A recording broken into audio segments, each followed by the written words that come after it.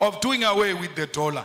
The latest being putting a red carpet for a murderer, a person who killed the Kenyan people, coming into this country, receiving a red carpet and being saluted by our South African opposition leader Julius Malema has hit out at Kenya's president William Ruto for failing to deliver on the promises he made to Kenyans when he ran for office. The fiery politician said the Kenyan president was no longer the same person who campaigned and urged Kenyans to trust him with their votes. Addressing hundreds of people at Kenya University in Makueni County, Kenya, during the launch of the Pan-Africanist, Malema castigated the president for failing to put his money where his mouth is and for trying to get rid of the US dollar as a means of trade in Africa. Malema, who is the leader of the Economic Freedom Fighters Party, has castigated the president for failing to follow the true cause of the African freedom fighters who were killed and tortured by the colonialists. He said it was wrong for the Kenyan Head of State to smile and shake hands with the United Kingdom's King Charles and Queen Camilla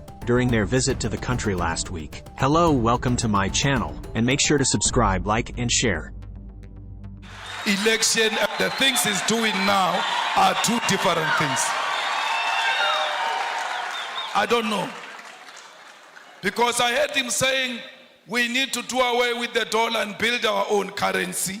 But his actions are not speaking to anything of doing away with the dollar. The latest being putting a red carpet for a murderer, a person who killed the Kenyan people, coming into this country, receiving a red carpet and being saluted by our own army.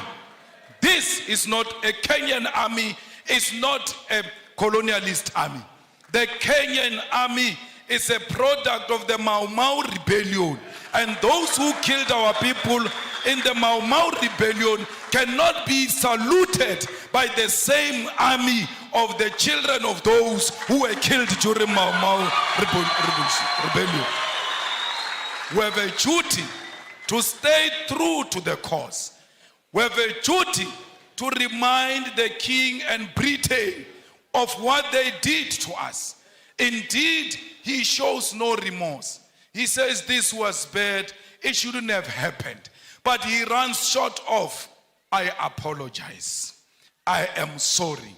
He will never say he is sorry, for because he thinks that his race makes him superior and he's not qualified to apologize to those who are junior to him. We call upon the Kenyan government to be firm and to decide what they want to be. Do they want to be Pan-Africanist or do they want to be proponents of neo-colonialism? You can't have it both. Only one call must be made, and that call is of Pan-Africanism. It's not easy being a Pan-Africanist. For because the mindset of our people is so colonized, they are going to isolate you. They are going to look at you as if you are a mad person. They are going to look at you as if you are unreasonable. But it is a cause worth pursuing because of the generation that came before us.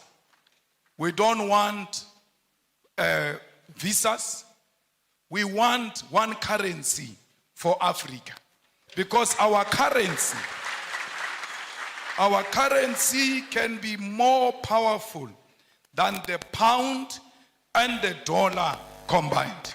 Because London has got the biggest storage of gold, yet they don't have a single smallest mine of gold.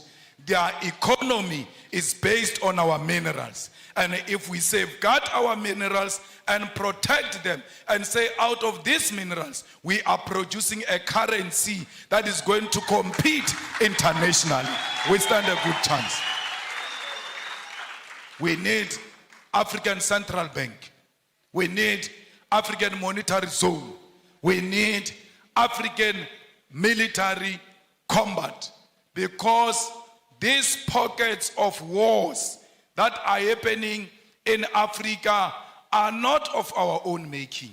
They are sponsored wars so that those who continue to steal our resources can do so uninterrupted as we fight ourselves, amongst ourselves. So we need a military, a common defense system, the African High Command that will ensure the stability and security of Africa. We equally need a binding African court to deal with dictators who only exist in Africa to feed their friends and families. Those people must be prosecuted the African way, because ISIS